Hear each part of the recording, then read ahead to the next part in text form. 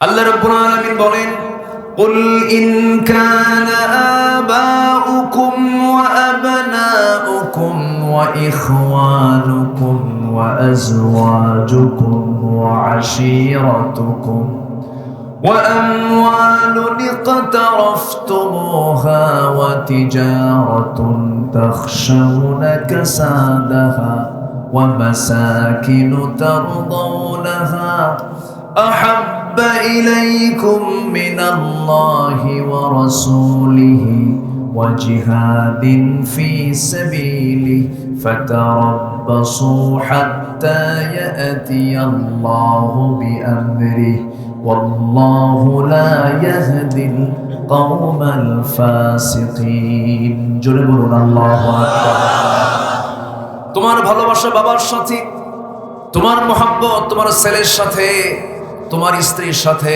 তোমার ভাইয়ের সাথে, তোমার আত্মীয় স্বজনের সাথে, তোমার মালের সাথে, তোমার ব্যবসার সাথে, তোমার প্রাণপ্রিয় খুব চিত্তের খোরাক মিটিয়ে দেয় তোমার ঘরের সাথে তোমার মহব্বত থাকতে পারে।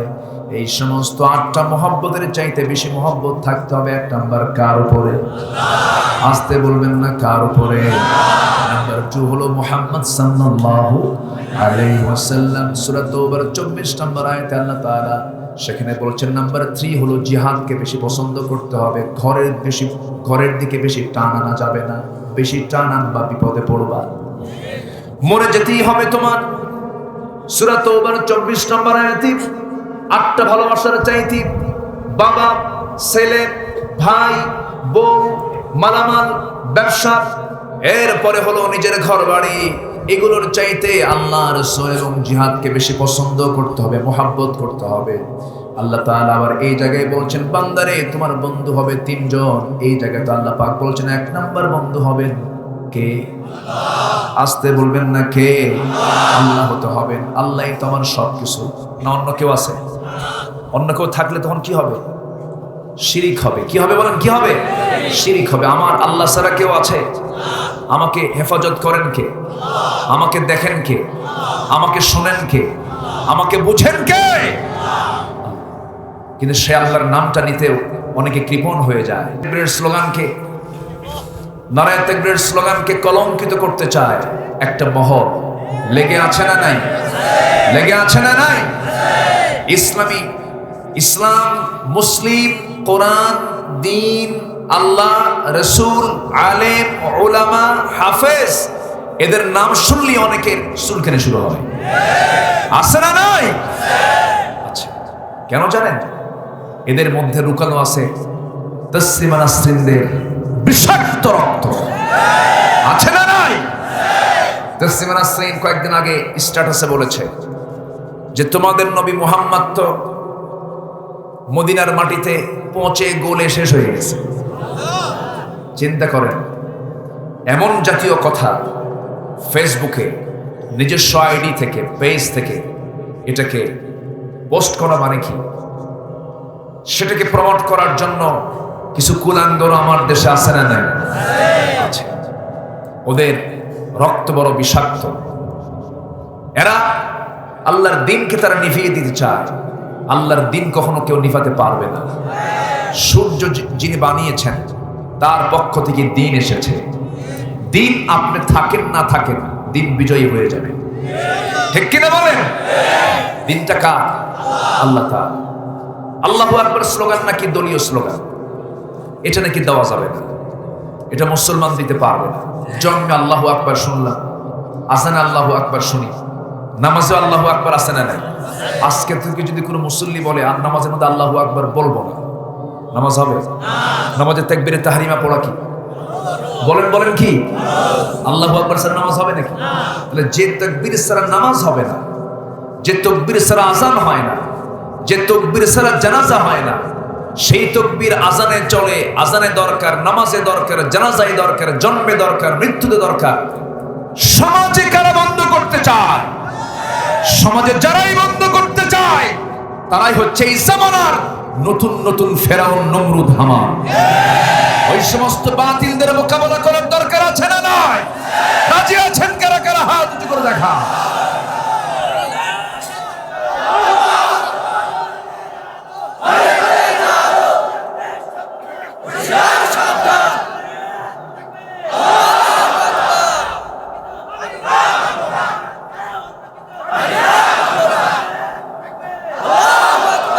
কবুল করুন। জোরে বলে আমিন, আরো জোরে আমিন। ইসলামকে কেউ নির্মূল করতে পারবে না। ইসলামটা কার? সম্মানিত ভাইয়েরা, ওদের মাথায় থেকে কিছু নাই, ওদের মাথায় আছে মল। কি আছে? মল। যশোরের কথা বলা খুব মুশকিল। যশোরের মানুষের ভাষা যে আমার চেয়েও সুন্দর। হ্যাঁ, আমার চেয়েও সুন্দর ভাষা আপনাদের। এই এলাকার কে শিক্ষক আর কে রিক্সাওয়ালা বোঝা কঠিন। সবাই শিক্ষিত, সবার কথাই একদম পরিষ্কার সুন্দর বইয়ের ভাষা। বলি আলহামদুলিল্লাহ। জন্ম যে আমার কেন যশোর হলো না, এখন তার কয়া বলে লাভ আছে? আপনাদের ভাষার মধ্যে একটা সুন্দর একটা মজা, সুন্দর একটা টান আছে। বলি আলহামদুলিল্লাহ। তোমার নোয়াখালীর ভাষা আরো সুন্দর, তাদের কাছে তার সেটা সুন্দর। সম্মানিত ভাইয়েরা, তাহলে আমাদের বন্ধু আমরা কাকে বানাবো? এক নম্বর বন্ধু কে হবে? আল্লাহ হবে। আল্লাহই তো আমার বন্ধু। ধরুন এখানে রবিউল ইসলাম আছে, মুরব্বী আছে, মেম্বার মহোদয় আছে, এই যে ফ্রিডম ফাইটার বসে আছেন, বীর মুক্তিযোদ্ধা বসে আছেন। তো এই যে আমরা বসে আছি, এর মধ্যে থেকে যদি হঠাৎ করে একজনের মৃত্যু হয়, এই যে হাজার হাজার মানুষ আপনার সামনে বসে আছেন, কিছু কি করতে পারবেন? যত শক্তিশালী হন না কেন, উপায় আছে কিছু করার? কিচ্ছু করার নাই। শুধু কি করবেন জানেন? একটু চোখের পানি ফেলবেন, একটু কাঁদবেন, আহারে লোকটা মারা গেল। এতটুকুই আপনি করবেন। বড় জোর আপনি ফোন দিয়ে বলবেন উপজেলা স্বাস্থ্য কমপ্লেক্সকে একটা অ্যাম্বুলেন্স পাঠায়া দাও। অ্যাম্বুলেন্স চলে আসবে। অ্যাম্বুলেন্স আসার পরে রাস্তায় সামনে হাজির হয়ে যাবে। লাশটা মঞ্চ থেকে নিয়ে সবাই ধরে নিয়ে চোখের পানি ফেলে ফেলে কেঁদে অ্যাম্বুলেন্স উঠায় দিয়া ড্রাইভার মহোদয়কে বলবেন, ড্রাইভার এই যে লাশটা, তুমি এই লাশটাকে নির্দিষ্ট বাড়িতে পৌঁছায় দাও। বাড়িতে তার লাশটা নিয়ে চলে যাও। ড্রাইভার নিয়ে চলে যাবে, কিন্তু বাড়িতে নেওয়ার পর আপনার বউ, আপনার সন্তান, আপনার প্রিয়জনেরা এত পাষাণ, কেউ আপনাকে ঘরে জায়গা দেবে না। দেবে? কেউ দেবে? ঘরটা কে বানাইছিল? কে বানাইছিল? নিজেই বানালাম ঘর। আরে কি শুরু হলো এগুলো সব? ফোনে বন্ধ রাখেন, ওদিক থেকে ফোন, এদিক থেকে ফোন। আমার ভাইয়েরা,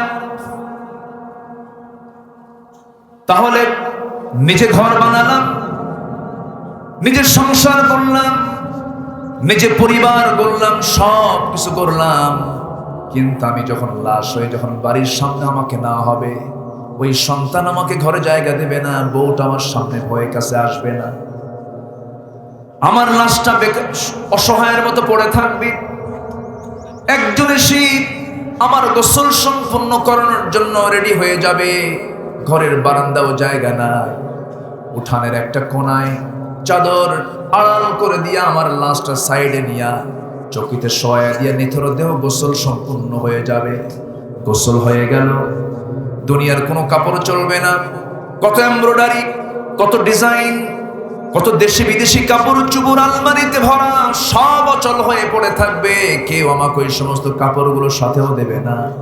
বাজার থেকে সবচেয়ে কম দামি কাফনের কাপড়টা কিনে আনবে, সেলাইও চলবে না, শুধু ছিঁড়ে ফেলে দুই টুকরা করে, দুটা পাট্টা করে আমার গায়ে লাগায় দেবে, মাথায় বাঁধন, পায়ে বাঁধন দিয়ে দেবে।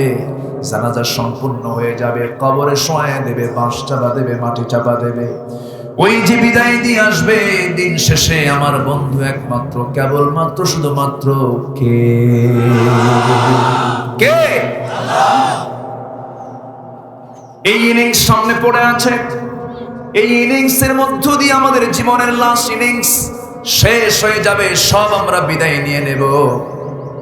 কবর থেকে নতুন করে জীবন শুরু হয়ে যাবে, আলাম বারজাখ থেকে শুরু হয়ে যাবে। প্রত্যেকটা প্রাণীর মৃত্যুর মধ্য দিয়ে তার ইনিংস শেষ, আর আমার মৃত্যুর মধ্য দিয়ে জীবনটা শেষ না শুরু? বলেন বলেন, শেষ না শুরু? সেই শুরু জীবনের এক নাম্বার বন্ধুকে, এই দুনিয়া তো বন্ধুটাকে আল্লাহ তাআলা। সে আল্লাহর কাছেই ধারণা দিতে হবে। সে আল্লাহর কাছে যেতে হবে। অতএব এই দুনিয়াতে কারো হুকুম আগে না মেনে সবার আগে আমার হুকুমটা মানতে হবে কার? আল্লাহর হুকুম তো আমার মানতেই হবে।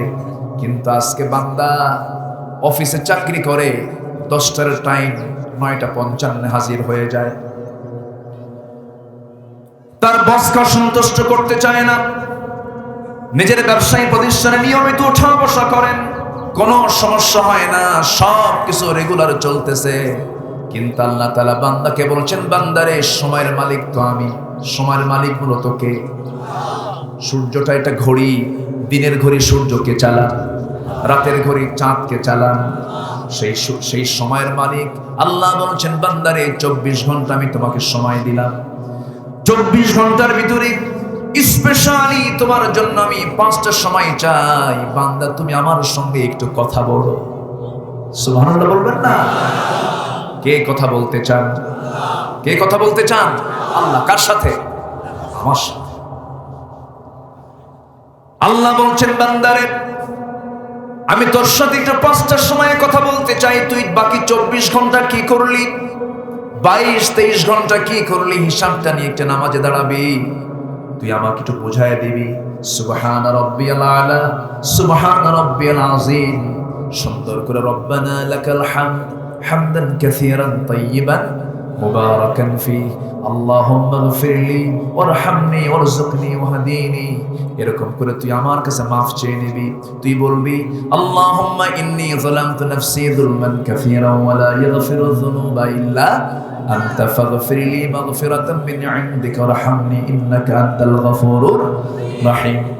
দোয়া চাইবি আমার কাছে, সিজদায় পড়ে আমার কাছে তুই তাসবিহ জপবি। বান্দা তুই তো জানিস না বান্দা, তুই যখন শত ব্যস্ততার মধ্যেও যখন আজান শুনে নামাজে হাজির হয়ে যাস, আমি আল্লাহ তাআলা তোর সামনে দাঁড়ায়া থাকি রে বান্দা। জোরে বলেন সুবহানাল্লাহ। আমার সঙ্গে কে কথা বলতে চান? আল্লাহ কথা বলতে চান। কান্নাকা তারাহু, যেন তুমি তোমার আল্লাহকে দেখতে পাচ্ছ। নামাজের মতো নামাজ যারা পড়ে তারা আল্লাহকে দেখতে পায়। আল্লাহু আকবার বলে। তারা আল্লাহকে দেখতে পায়, নামাজের ভিতরে দিদার হয়ে যায়। আমার নবীজি 7টা আসমান পেরিয়ে আরশ আজিমে গিয়ে আল্লাহর সঙ্গে মেরাজ করেছেন, দিদার করেছেন। আর সেই নবীজির উম্মতের দিদার হবে 5 ওয়াক্ত নামাজের মধ্য দিয়া। জোরে বলি সুবহানাল্লাহ। সবার আগে সময় বের করব আমরা কার জন্য? আসতে বলুন না, কার জন্য? কারণ আমার প্রাণটা কার হাতে? আমাদের সবচেয়ে মূল্যবান জিনিস কি? জীবন। এই প্রাণীতে আমার সবকিছু। এই জীবনটা আল্লাহর হাতে, যেহেতু সে আল্লাহর সন্তুষ্টি আগে দরকার। আল্লাহকে আমরা আগে সন্তুষ্ট করব। যখন কোনো বান্দা আল্লাহকে বন্ধু বানায়, যখন নামাজের জন্য প্রিপারেশন নিয়ে নেয়, ওযু যখন বানায়, সঙ্গে সঙ্গে তার গুনাহ মাফ হওয়া শুরু হয়ে যায়। জোরে বলে সুবহানাল্লাহ। গুনাহ মাফ হওয়া শুরু হয়ে যায়। হাদিস এসেছে, নদীর ধারে থেকে যদি প্রত্যেক দিন কোনো বান্দা যদি 5টা বার হাত ধৌত করে, পা ধৌত করে, তার গায়ে কোনো ময়লা থাকে নাকি? থাকে না। যখন কোনো বান্দা 5টা ওয়াক্ত ওযু বানায় নামাজ পড়ে, তার জীবনে কোনো গুনাহ থাকে না। জোরে বলি সুবহানাল্লাহ। তার জীবনে কোনো গুনাহ থাকে না। বড় আফসোস, বড় আফসোস, আজকে আমার দেশে 90% মুসলমান, সেই দেশে মাত্র 5% লোক নামাজ পড়ে। কোরআন শরীফ পড়তে পারে কয়জন মানুষ? এটাও খুব কম। যদি এখানে প্রশ্ন করি, রবিউল, এই জায়গায় যদি প্রশ্ন করা হয়, আমরা সবাই এখানে মুসলমান বসে আছি, যদি বলি কয়জন ভাই কোরআনটা পড়তে পারেন, সহি করে পড়তে পারেন, সবার হাত উঠবে নাকি? এই দোষের পেছনে শুধু নিজের ব্যক্তিগত দোষ নয়, অবশ্যই সামাজিকভাবেও দোষ আছে না নাই? কিন্তু যদি বলা হয় নিজের নামটা লিখতে পারেন কয়জন, সবার হাত কিন্তু উঠবে। উঠবে না? নিজের নামটা লিখতে পারে সবাই, নিজের সিগনেচারটা দিতে পারে সবাই। নিজের সিগনেচার শিখলাম, নিজের পড়াশোনা শিখলাম, কিন্তু কোরআনটা সহি করে পড়তে পারলাম না। কোরআন সহি পড়া আগে দরকার না নামাজ আগে পড়া দরকার? বলেন কি দরকার? কোরআন সহি না হলে নামাজ সহি হবে না। এই জন্য সব শেখার আগে কি শেখা দরকার? কিন্তু আমাদের শিখাই হলো বানর ছিলাম আমরা আগে বানর ছিলাম। বদমাইশগুলো কাম পায় না, বুঝলেন? বদমাইশগুলো কাম পায় না। বসে বসে ভালো একটা দায়িত্ব পাইছে, মুসলমান মানুষ, শিক্ষার সিলেবাসে কি লাগবে, ভালো কিছু দাও। এমন জিনিস ঢুকায় দিছে মানুষ নাকি আগে বানর ছিল। এটা কোনো কথা? তো বানরের বংশধরদের কাছ থেকে আমরা কি শিক্ষা নেবো বলেন? ওরা বানরের বংশধর, আমরা হলাম আদমের বংশধর। ওদের কাছ থেকে আমরা কি নেব? আবার তফসির করে, বানরের তফসির বলতেছে বানর গাছের ডালে ডালে লাফাতে লাফাতে ওই লেজের সাথে ডালের ঘষণ খায় খায় লেজ পড়িয়া যাইয়া বানর মানুষ হইলে গিয়েছে। এটা কোনো তফসির হলো বলেন? এটা কি সুস্থ লোকের না মদ খাওয়া লোকের? ডারউইন মদ খাইত, মদ খেয়েছিল তো মেয়াদ ছাড়া না, যে ডেট ছাড়া, ডেট ছাড়া। তাহলে ডেটওয়ালা মদ খাওয়া যায় নাকি?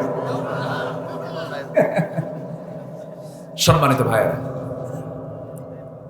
আমার দেশে নাস্তিক্য চেতনার কিছু লোক আছে না নাই? যার ভিতরে কোরআন নাই সে মূর্খ। কার ভাষা, কার কথা এটা? যার দিলের মধ্যে কোরআন নাই সে মূর্খ, সে কিচ্ছু না, তার কোনো মূল্য আল্লাহর কাছে নাই। এটা মাথা রাখবেন। বিসিএস পরীক্ষার ভাইভাতে যদি বলা হতো যে বিশেষ দ্রষ্টব্য মুসলমান প্রার্থী হলে, মুসলমান যদি শিক্ষার্থী হয়, তার ভাইভা বোর্ডে কোরআন তেলাওয়াত নিয়ে কোরআনের যে কোনো জায়গা থেকে তেলাওয়াতের জন্য ভাইভা বোর্ডে প্রশ্ন করা হতে পারে। সব তেলাওয়াত এমনি সোজা হয়ে যেত, হতো না? প্রশ্ন করে কি জানেন? পৃথিবীতে কোন ক্রিকেটার সবচেয়ে বেশি উইকেট পেয়েছে বলুন তো, সেই বোলারের নামটা কি? মানে এটা দিয়ে জান্নাতের মানে কাজ হবে তো, তাই না? এই প্রশ্ন খুব জরুরি প্রশ্ন না? এই হচ্ছে আজকে শিক্ষার হাল। সামান্য একটা ছোট্ট বল দিয়ে মিডিল স্টাম্পে মেরে দিল, বোল্ড আউট হয়ে গেল। বিস্ময়কর, ইতিহাস সৃষ্টিকারী। কি হয়েছে? কিচ্ছু না।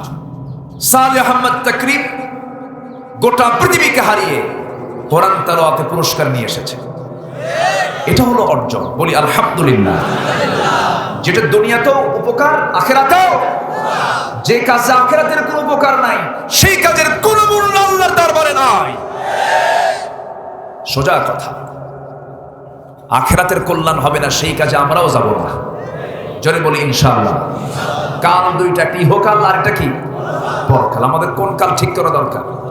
পরকাল। পরকাল ঠিক করতে হলে সেই কাল ঠিক করতে গেলে কোন কালে ঠিক হতে হবে? ইহকালে ঠিক হতে হবে। এই কালটা ঠিক করতে হবে। ঠিক করব কি দিয়া? কোরআন দিয়ে। নামাজ পড়বো কয় ওয়াক্ত? একানা কি? একানা জামাতে, সময় না সময়, বুঝে না না বুঝে, বুঝে নামাজ পড়তে হবে। এক মহিলা সারা জীবন শুনছে স্বামীর নাম মুখে আনতে নেই, সালাম ফিরতে নিয়ে এখন বেকায়দায় পড়ে গেছে। স্বামীর নাম রহমতুল্লাহ, এখন কি কবে? আসসালামু আলাইকুম সকিনা। না বুঝে নামাজ পড়লে তো এরকমই হবে। বুঝে নামাজ পড়তে হবে। এক মুসল্লি নামাজ পড়ে মসজিদে 5 ওয়াক্ত। তো মসজিদের ধারে এক হিন্দু লোকের বাড়ি আছে।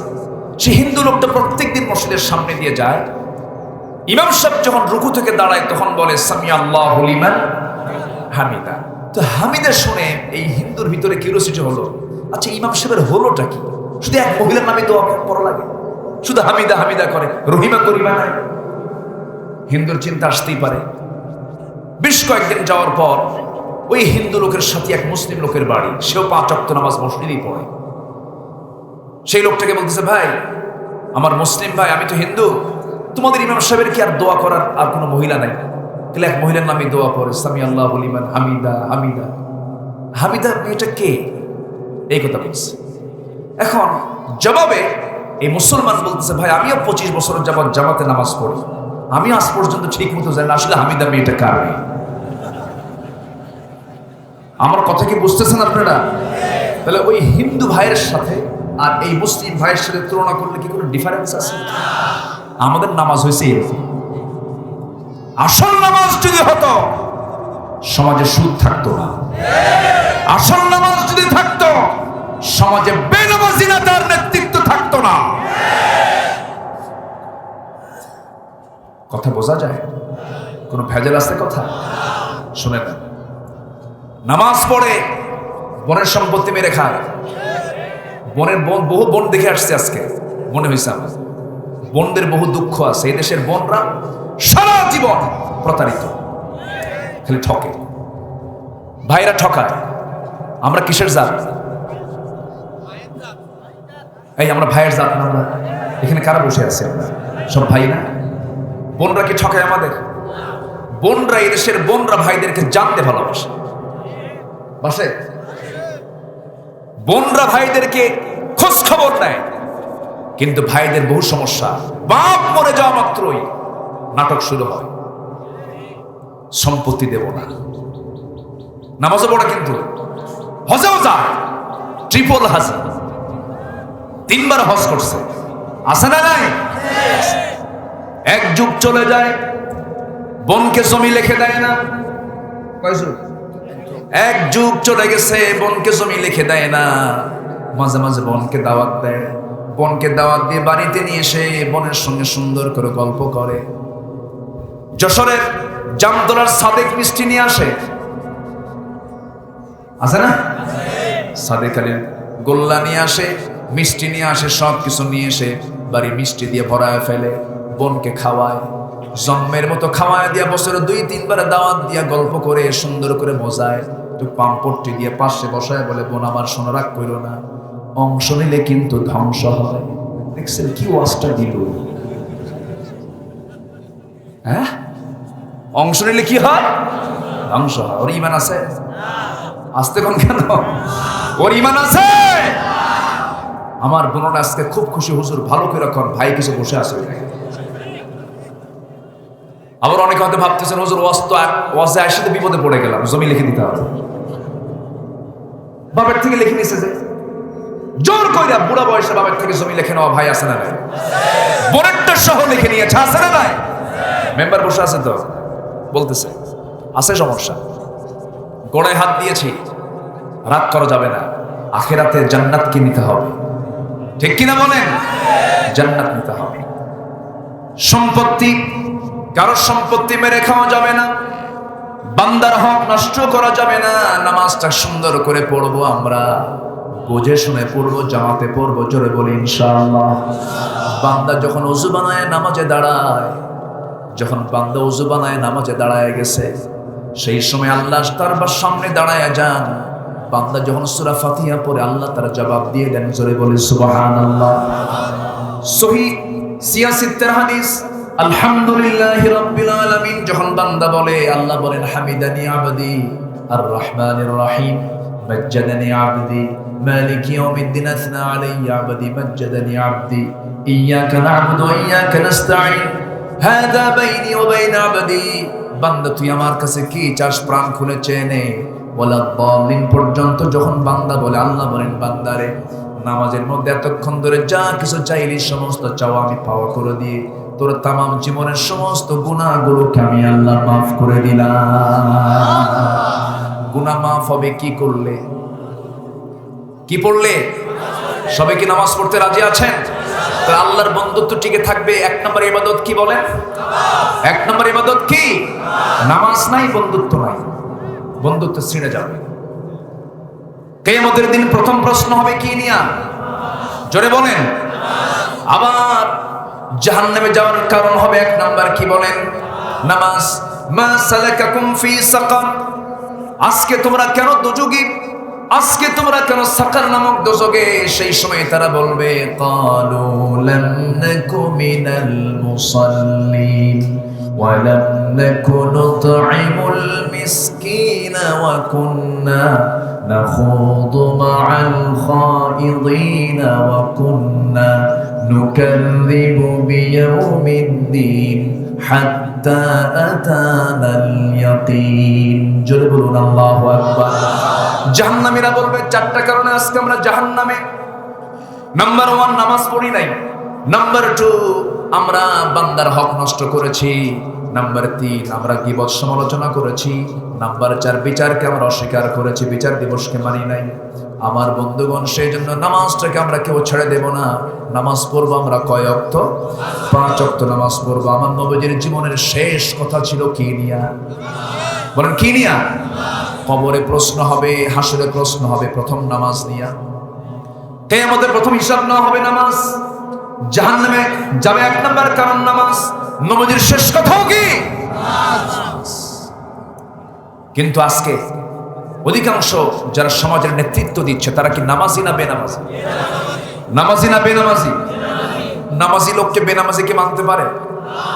আসতে বলে মানতে পারে? যে আল্লাহর হক নষ্ট করে সে আমার কোনোদিন নেতা হতে পারে না। আচ্ছা, আমার দেশে এখন এই মুহূর্তে নেতা বেশি না কর্মী বেশি? ভালো করে বলবো, নেতা বেশি না কর্মী বেশি? নেতা বেশি। সব নেতা, কোনো কর্মী নাই, সব মঞ্চে হাজির, মঞ্চ ভাঙ্গে শেষ। ঠিক কিনা? মসজিদে যান, মসজিদে যান, নেতা কয়জন? আচ্ছা, নেতা কয়জন? বাকি সব কর্মী, বাকি সব মুসল্লি। একজন ইমাম, একজন নেতা। মেম্বার ভাঙ্গে? কোনো হাউখাউ আছে? কোনো গন্ডগোল আছে? কোনো মারামারি আছে? কোনো ফালাফালি আছে? রাসূল নেতৃত্ব দিয়েছেন নামাজ থেকে। আল্লাহু আকবার। নবীজি দুনিয়া থেকে বিদায় নেবে, বিদায় লগন চলে আসছে, যে কোনো মুহূর্তে রাসূল মারা যাবে। আমার নবীজির ইন্তেকাল হয়ে যাবে। ইন্তেকালের একটু পূর্বেই আম্মা জান আয়েশা বলেন, নবীজি আমার ঘরকে পছন্দ করলেন। আমার ঘরে এসে দরজায় নক করে ভিতরে রাসূল বলছেন, আয়েশা মাথাটা প্রচন্ড ব্যথা করছে, গায়ে জ্বর আসছে। নবীজির জীবনে 2টা রোগ ছিল, একটা জ্বর আর একটা কি? মাথা ব্যথা। এই 2টা রোগ যার হবে তার সুন্নাত আদায় হয়ে গেছে। আলহামদুলিল্লাহ বলেন। অসুখ বিসুখ হওয়া কি ভালো? অসুখ বিসুখ হওয়া কি ভালো? রাসূল অসুস্থ ছিলেন, আপনি আমি অসুস্থ হলে এটা ভালো, আলহামদুলিল্লাহ বলেন।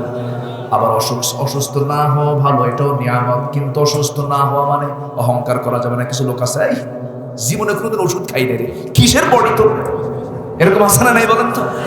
খুব অহংকার করে, তখন মনে মনে কই ওর মধ্যে ফেরানোর কিছু খাসলত আছে। অসুখ হয় নাই কার? কারো অসুখ হয়নি বলেন? ফেরাও। অসুখ বিসুখ হওয়া ভালো। আমার নবীজি জ্বরাক্রান্ত হয়ে আম্মা জান আয়েশার ঘরের মধ্যে ঢুকে বলছেন, আয়েশা মাথায় একটু পানি ঢেলে দাও তো। আম্মা জান আয়েশা রাসূলের মাথায় পানি ঢেলে দিলেন। পানি ঢেলে দিয়ে তার লম্বা লম্বা চুলগুলো সুন্দর করে গুছায়া দিলেন। নবীজি আজান শুনতে পেলেন, বেলাল আজান দিচ্ছে, কিন্তু আজানের মধ্যে কান্নার আওয়াজ শুনতে পাচ্ছেন। কারণ বেলাল আজান দিতেন রাসূলকে দেখে দেখে, রাসূলকে দেখে দেখে আজান দিতেন। আশহাদু আন্না মুহাম্মাদার রাসূলুল্লাহ যখন বলতেন, শাহাদাত আঙ্গুলটা উঁচু করে রাসূলকে দেখে দেখে তিনি বলতেন আশহাদু আন্না মুহাম্মাদার রাসূলুল্লাহ। কিন্তু আবু হুরায়রা যখন কি বলে, বেলাল যখন দেখতে পেলেন না রাসূলকে, আজানের মধ্যে তার কান্নার আওয়াজ চলে আসছে, রাসূল তো নাই, আজান তো দিলাম, রাসূল কেন আসে না? আমার নবী আজান শুনলেন, শোনার সঙ্গে সঙ্গে নিজেই ওঠার জন্য চেষ্টা করলেন, মাথা চক্কর মেরে পড়ে যাচ্ছেন। আম্মা জান আয়েশা রাসূলকে ধরে নিয়ে আবার শোয়া দিয়ে বলছেন, হুজুর আপনি তো উঠে দাঁড়াতে পারছেন না। রাসূল বলছেন, আয়েশা রে, বুঝতে পেরেছি আমার জামাতে নামাজ বুঝি আর হবে না, আমি আর জামাতে নামাজ পড়তে পারবো না। আয়েশা তুমি তো জানো নামাজ জামাতে না পড়লে আমার অস্থিরতা সৃষ্টি হয়, আমি মনে হয় জামাতে নামাজ পড়তে পারবো না। তুমি আমার বন্ধু, তোমার বাবা আমার অত্যন্ত কাছের মানুষ, এই পৃথিবীতে আমার পরে যার স্থান সে হলো আমার আবু বকর। যেরকম সুবহানাল্লাহ। মা তালাআতিশ শামসু লা গারাবাত, কোন সূর্য উদয় হয়নি, অস্ত যায়নি, আবু বকরের চেয়ে শ্রেষ্ঠ মানুষ পৃথিবীতে আর নাই। এ আমার আবু বকরকে তুমি বলে দাও, আমার আবু বকর সালাম আযান যেহেতু হয়ে গেছে, আমার আবু বকর যেন আমার মুসল্লায় দাঁড়ায় আমার দায়িত্ব পালন করে। যেরকম সুবহানাল্লাহ। রাসূলের মধ্য দিয়ে বুঝায় দিল, ও দুনিয়ার মুসলমান, আমার আবু বকরকে শুধু মসজিদের ইমাম বানায় দিলাম না, আমার মৃত্যুর পরেও হবে আমার আবু বকর সমাজের রাষ্ট্রের ইমাম। জোরে বলে সুবহানাল্লাহ। রাসূল নেতা বানিয়েছেন, রাষ্ট্রের লিডার বানিয়েছেন। বেনামাজি কেনা নামাজি কে? নামাজি কেনা বেনামাজি কে? আমরা দাড়িওয়ালা নেতৃত্ব চাই, মোসওয়ালা নেতৃত্ব আমরা দেখতে চাই না। রাসূল হচ্ছেন দাড়িওয়ালা না মোসওয়ালা? আসতে কয়। রাসূল কি দাড়ি রাখতে বলেছেন না কাটতে বলেছেন? যারা মোস রেখে দাড়ি কাটে তারা কি হুজুরের সোজা কাজ করে না উল্টা কাজ করে?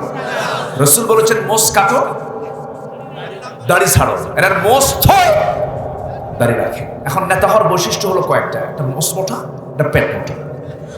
পেট একখান থাকতে হবে 10 মাসের মতো, লাউ আর কদুর মতো, আর মোস থাকতে হবে 2.5 ইঞ্চি হাইব্রিড জাতের মোস থাকতে হবে। ব্যাস, বিশাল বড় নেতা হয়ে গেছে।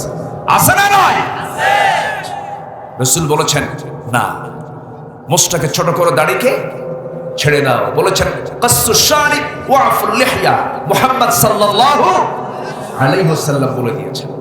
সম্মানিত ভাইরা, রাসূল নেতৃত্বের ইঙ্গিত দিয়ে দিলেন।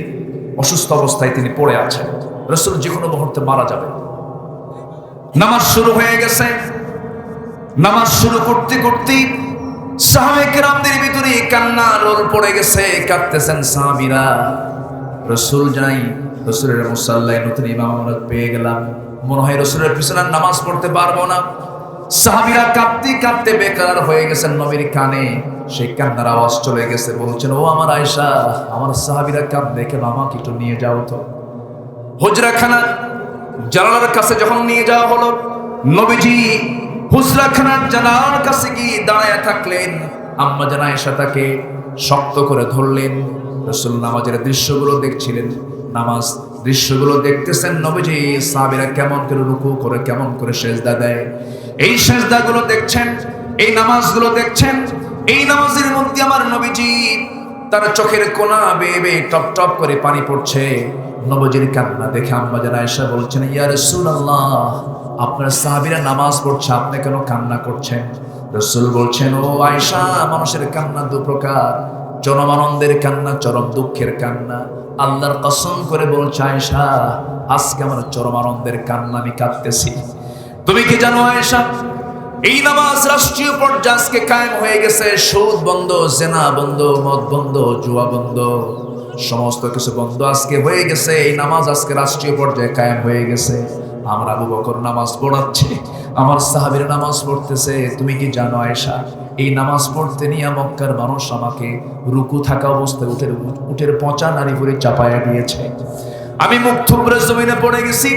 তায়েফের ময়দানে মানুষ আমাকে মারতে মারতে রক্তমাখা করে দিয়েছে। উহুদের ময়দানে আমার দাঁত দুটা ভেঙে দিয়েছে। খন্দকের পরীক্ষা খনন করতে গিয়ে আমি নবীজি খন্দকের পরীক্ষা খনন করতে গিয়ে কোদাল মারতে মারতে আমার কোমরটা কুঁজো হয়ে গেছে। ও আমার আয়েশা, আজ পর্যন্ত কোমরটা আমি সোজা করতে পারি না। আমার নবীজি এই কথা বলতে বলতে কেঁদে কেঁদে বলছেন, আয়েশা, সেই নামাজ আজকে রাষ্ট্রীয় পর্যায়ে কায়েম হয়ে গেছে, এই জন্যই আমি কাঁদতেছি। আমার নবীজি এবার বললেন, আয়েশা, আমি মনে হয় বাঁচবো না, আমি মনে হয় দুনিয়া থেকে বিদায় নিয়ে নেব। ওরে আয়েশা, যে কোনো মুহূর্তে আমার ইন্তেকাল হয়ে যাবে, আমি মনে হয় দুনিয়া থেকে কিছুক্ষণের মধ্যেই বিদায় হয়ে যাচ্ছি। দেখো তো আমার কলিজার টুকরা ফাতিমাটা কই গেল? ফাতিমার নাম নিতে নিতেই ফাতিমা হাজির হয়ে গেলেন। ফাতিমার চোখে পানি। রাসূল কেঁদে কেঁদে বলছেন, আমার কলিজাটা এদিকে আয়। আমার নবীজির সবচেয়ে কাছের মেয়ে কে ছিল? কে বলেন? 4টা মেয়ের মধ্যে ফাতিমাকে সবচেয়ে কাছে টেনেছেন। কাছে টেনে নিয়ে কানের মধ্যে মুখ ঢুকিয়ে বলছেন, ফাতিমা, আজকের থেকে তোমার কান্না বন্ধ হয়ে যাবে, কারণ আমি তোমাকে রেখে যাচ্ছি না, আমি তোমাকে নিয়ে যাচ্ছি। আমিও মরে যাব, তুমিও মরে যাবে। কবরের জিন্দেগিতে তোমার সঙ্গে আমার সাক্ষাৎ হয়ে যাবে। মানুষ মরার সংবাদ শুনলে ভয় পায়, কান্দে। ফাতিমা রাদিয়াল্লাহু আনহা হাসতে হাসতে ঘর থেকে চলে গেলেন, আমিও তো মারা যাচ্ছি, আমি আব্বার সঙ্গেই চলে যাব। আমার নবীজি মৃত্যুর জন্য প্রস্তুতি নিয়ে ফেললেন। আম্মা জান আয়েশা সিদ্দিকা বলেন, আমি 9টা কারণে নিজেকে শ্রেষ্ঠত্ব আল্লাহ তাআলা আমাকে দান করেছেন। নাম্বার 1 হলো 9 বছর বয়সে আমি হুজুরের নববধূ হয়ে নবীর ঘরে পদার্পণ করেছি। 13 বছরে আমি একমাত্র কুমারী। আমি জিবরাইলকে নিজের চোখে দেখেছি। এরপরে নবীর সঙ্গে আমি একই বিছানায় শুয়ে থাকা অবস্থায় ওহী নাজিল হয়েছে। আমি আয়েশা, আমার শানে আল্লাহ তাআলা আমাকে কেন্দ্র করে আয়াত পর্যন্ত নাজিল করেছেন। আমি আয়েশা নিজেকে শ্রেষ্ঠ মনে করি, আল্লাহ তাআলা আমাকে শ্রেষ্ঠত্ব দান করেছেন। আরো কিছু কারণ, তার মধ্যে আরেকটা কারণ হলো নবীজি যখন দুনিয়া থেকে বিদায় নেবেন, তার শেষ বিদায়টা হয়েছে আমার উরুতে শুয়ে থেকে। এবং রাসূল যখন দুনিয়া থেকে বিদায় নেবেন, রাসূল বলছেন, আয়েশা রে, একটা মিসওয়াক এনে দাও। মিসওয়াক আনবো কেমনে? নবীজি আমার উরুতে শুয়ে আছেন। বড় ভাইকে ডাক দিলাম, মিসওয়াক এনে হাজির করলেন। মিসওয়াকটার আগে শক্ত দেখে আমি আয়েশা শক্ত দাঁতে 18 বছর বয়স, সেই সময় আমার চাবায়া চাবায়া নরম করে দিলাম।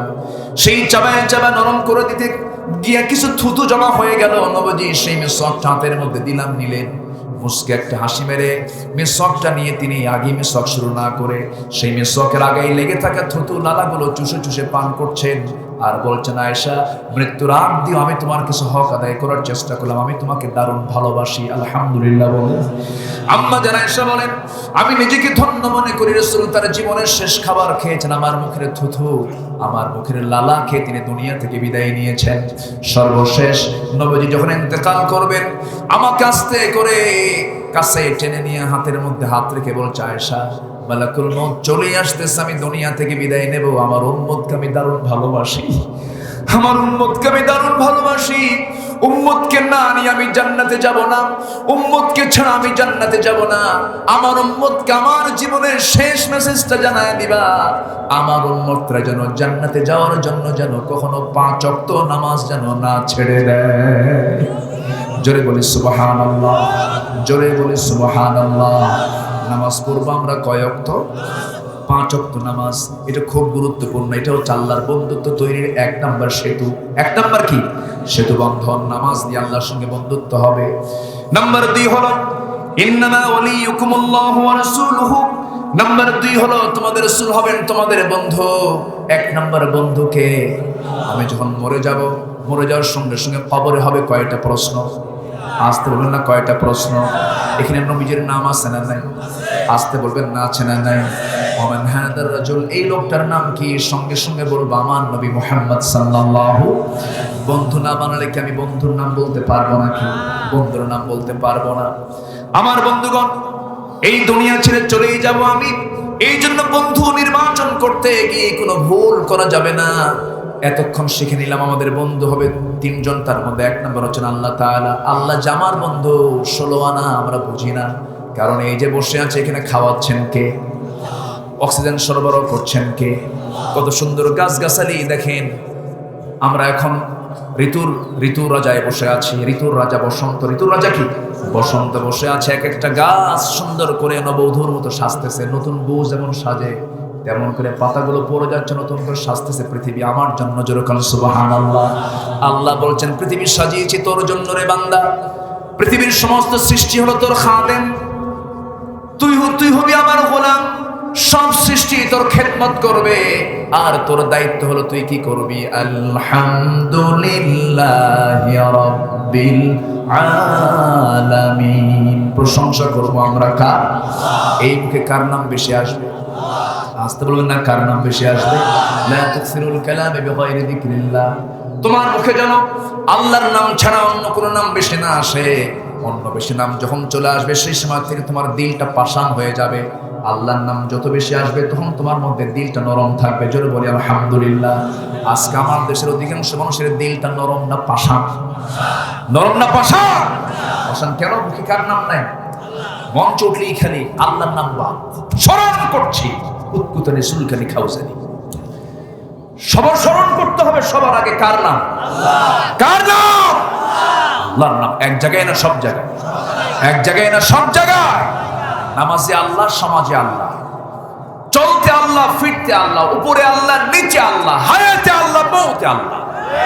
আল্লাহু আকবার বলেন। দিন শেষেও কে? কবরেও কে?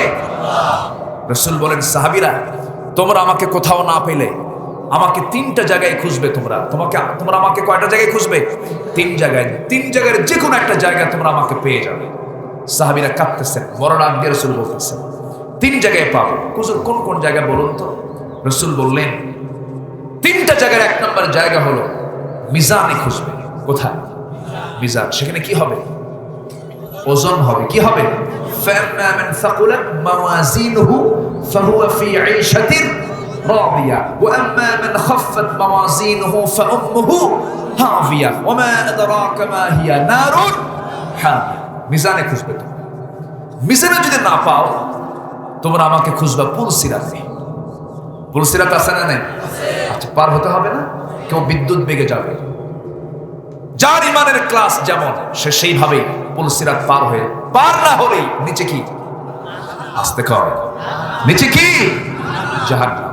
এরপর পুলসিরাতও পাচ্ছ না, খুঁজবে তোমরা হাউজে কাউসার। সুবহানাল্লাহ বলবেন না? হাউজে কাউসার খুঁজবে।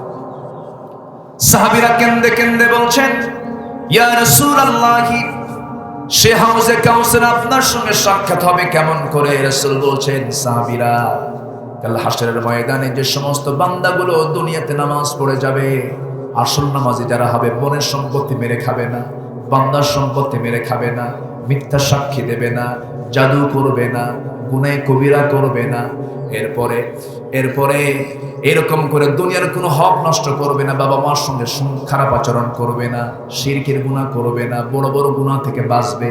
এই সমস্ত নামাজি বান্দার কপালটা হবে জান্নাতের নূরে আলোকিত। জোরে বলি সুবহানাল্লাহ। দুনিয়াতে নামাজ পড়বে, দুনিয়াতে কারো কারো নামাজের চিহ্ন থাকে না। অনেকে আবার প্রশ্ন করে, হুজুর নামাজ তো সারা জীবন পড়লাম কিন্তু কপালে কালো চিহ্ন নাই, সেদিনকে আমার কোনো চিহ্ন থাকবে না নাকি? আমার ভাইয়েরা, কপালে কালো চিহ্ন হওয়া না হলো স্কিনের মধ্যে হয়, ঠিক কিনা বলেন? সবার স্কিন একরকম না, কারো স্কিনে সহজে দাগ পড়ে, কারো স্কিনে সহজে দাগ পড়ে না।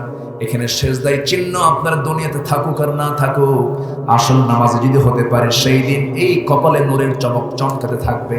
আমার রাসূল নূরের চমকগুলো দেখে দেখে তাদেরকে নিয়ে রাসূল সোজা জান্নাতে চলে যাবে। আমার ভাইয়েরা, সীমাহুম ফি ফুজুহিহিম মিন আসারিস সুজুদ, সেই দিন প্রত্যেকটা বান্দার, নামাজি বান্দার কপালটা সেজদার চিহ্ন থাকবে, নূরের চমক চমকাতে থাকবে।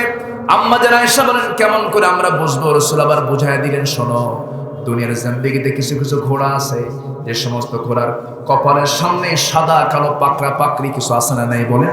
একে যেমন সহজেই চেনা যায়, আমার উম্মতদের মধ্যে যারা নামাজি হবে তাদেরকে আমি সহজেই চিনবো। তাকে সঙ্গে করে নিয়ে পুলসিরাত, সহজে সঙ্গে করে নিয়ে পুলসিরাত পার হয়ে হাউজে কাউসারের সামনে গিয়ে জান্নাতের পেয়ালা দিয়া সে হাউজে কাউসার থেকে পানি উঠায় নিয়ে আমি নিজ হাতে তাকে পান করাইয়া সোজা একসঙ্গে জান্নাতে চলে যাব। জোরে বলুন সুবহানাল্লাহ। সেই নবীর দরকার আছে না নাই? আল্লাহকেও দরকার আছে না নাই? সবার আগে না সবার পরে? আর যারা নামাজ বাদ দেয় তারা আল্লাহকে সবার আগে রাখে না পরে রাখে? আল্লাহকে আগে রাখবো আমরা।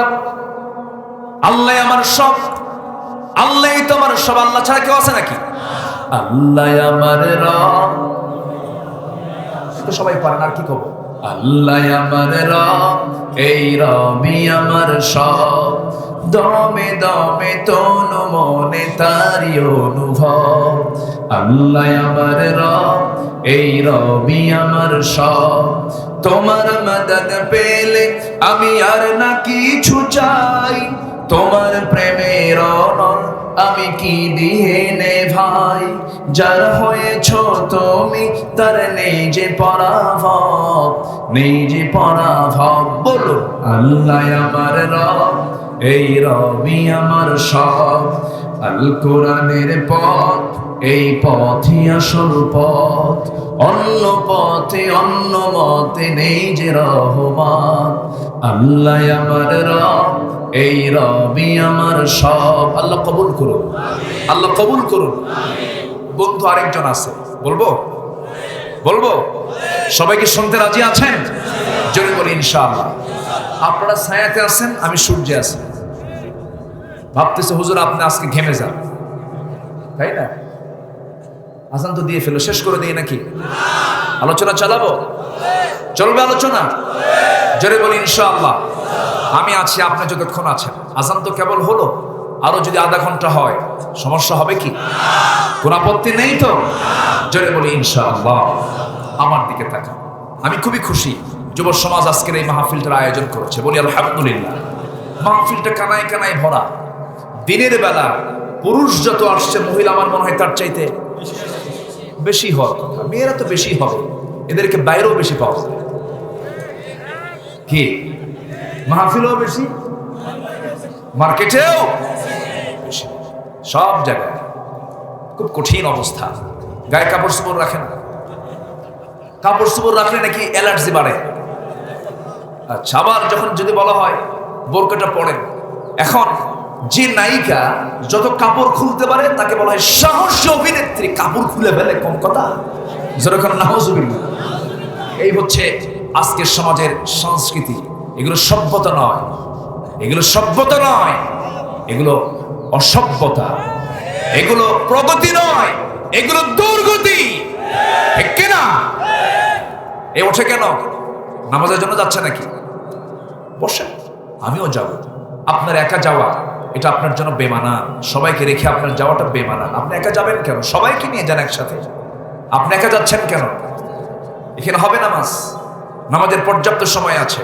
মাহফিলে বসে যদি তৃপ্তি না পাওয়া যায়, কোরআন শুনে যদি তৃপ্তি না পাওয়া যায়, সেজদায় গিয়ে যদি মজা না পাওয়া যায়, ভাবতে হবে নফসের ভিতরে শয়তান ভালো ঘুদাঘুদি শুরু করছে।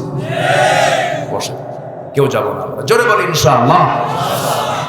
মা বোন যারা আসছেন তাদের কাছে আমার মেসেজ, নামাজটা পড়বেন, গায়ের কাপড় চোপড়টা ঢাকবেন, পর্দায় থাকার চেষ্টা করবেন। পর্দা করা কি? আসতে বলবেন না। পর্দা করা কি শুধু নরমাল ফরজ না গুরুত্বপূর্ণ ফরজ? ফরজের মধ্যে কি কোনো ক্লাস আছে? না, ফরজ এক। সব ফরজ কি এক, কোনোটাই কোনো অংশ কম না। ফরজ হবে। ফরজ পর্দা কাকে বলে? 14 জন পুরুষ ছাড়া পৃথিবীর কোন পুরুষের সঙ্গে দেখা কথা বলা যাবে। কয়জন পুরুষ? 14 জন পুরুষ। মেয়েদের ক্ষেত্রে হলো বাবা। মুখস্থ করেন, 1 নম্বর কে? বাবা।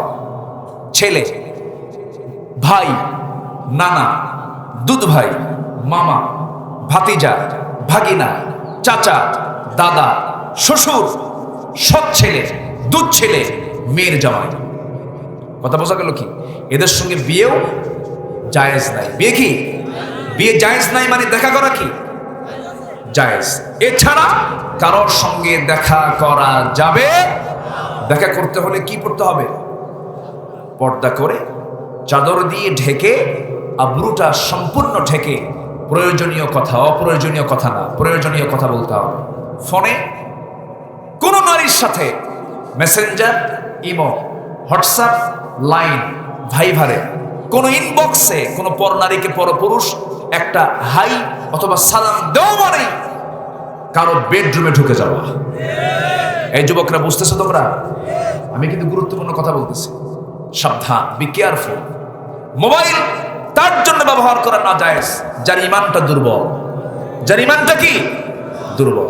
চুয়াডাঙ্গা মাহফিল ছিল মেম্বার ভাই, চুয়াডাঙ্গা সদরে মাহফিল ছিল আমার কয়েকদিন আগে। খেতে বসছি আমি। খেতে খেতেই একজন আমাকে বলছে, আপনার বাড়ি কোথায়?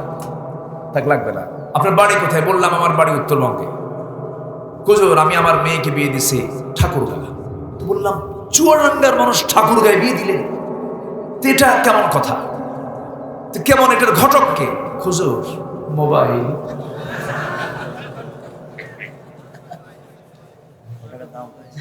তাহলে মোবাইল কত গুরুত্বপূর্ণ জিনিস। মোবাইল, তাহলে মোবাইল দিতে নিয়ে পিতামাতার একবার চিন্তা করা দরকার না 1000 বার? একবার না 1000 বার? তাহলে মোবাইল এমন ঘটক, চুয়াডাঙ্গা থেকে চলে গেছে কোথায়? ঠাকুরগাঁও। দূরত্ব যতই হোক কাছে থাকুন। ঠিক আছে না? দূরত্ব যতই হোক কাছে থাকুন।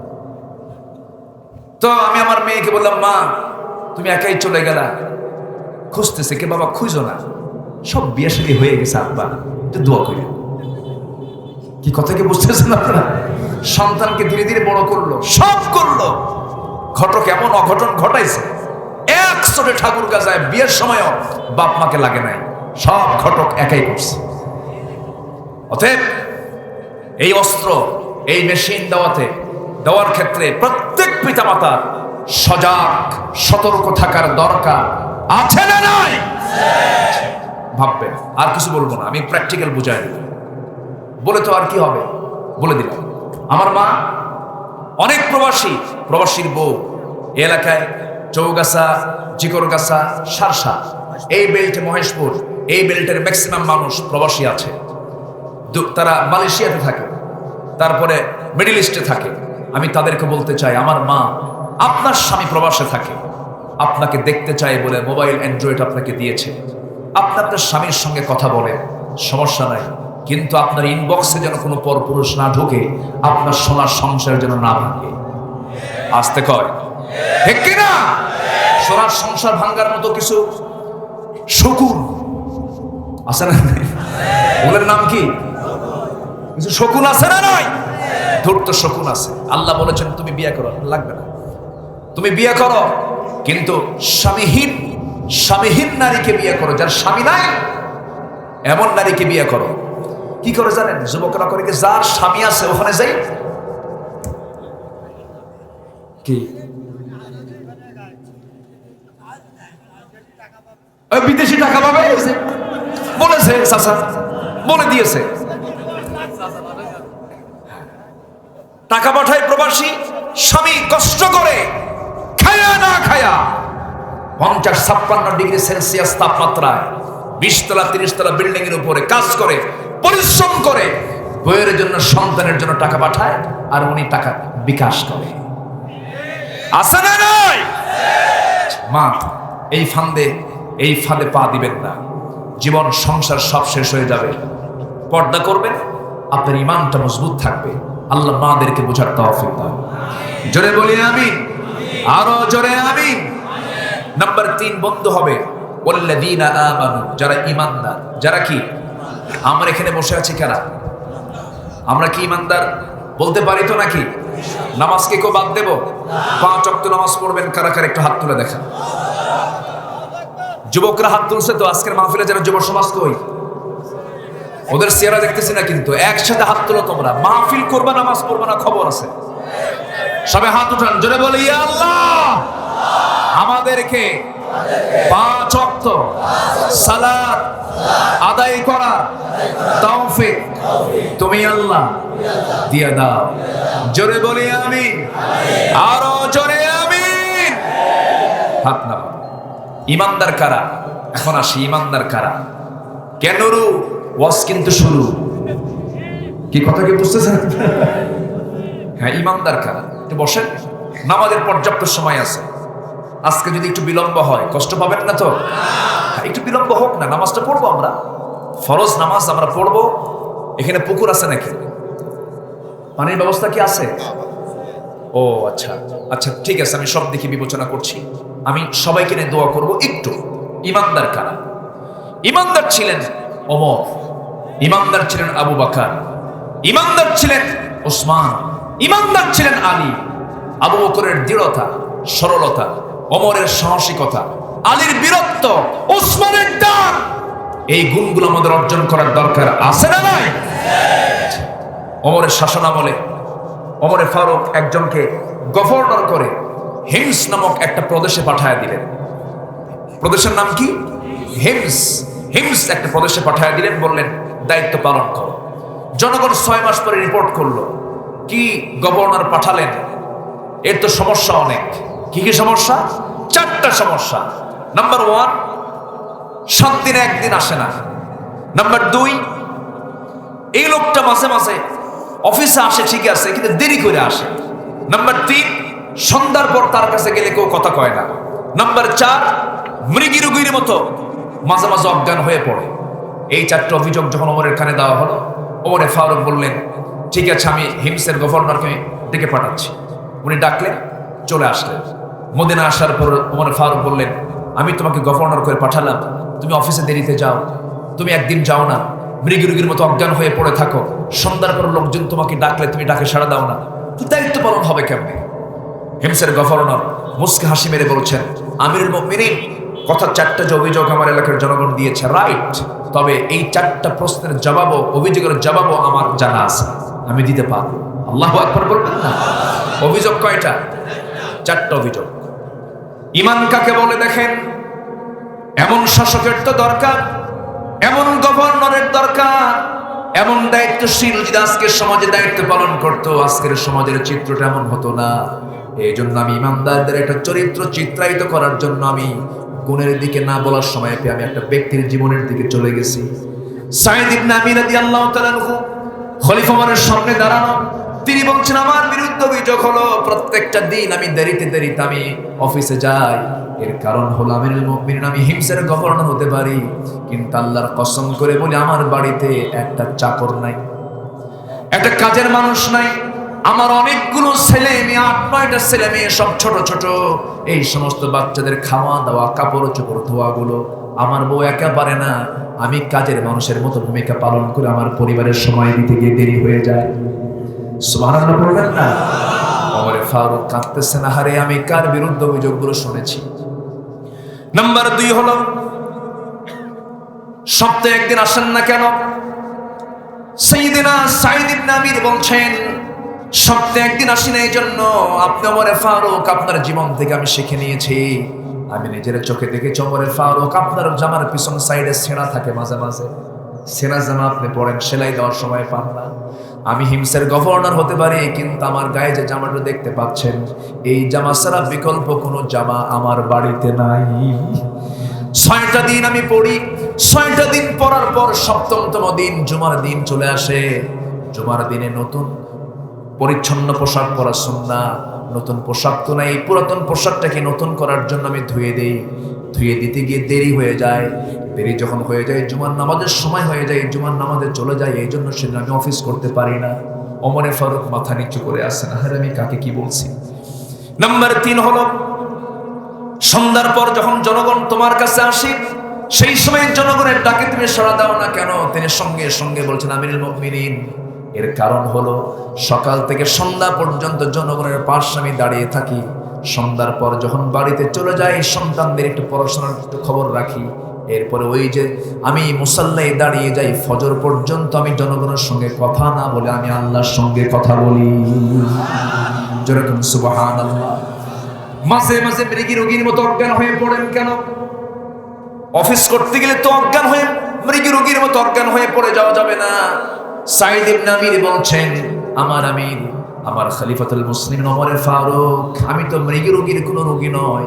কিন্তু গিয়ে মুস্কি একটা হাসি মেরে বললেন, বউ আমার, আল্লাহর কসম করে বলি, তুমি আমার স্ত্রী, আমার সন্তানদের মা।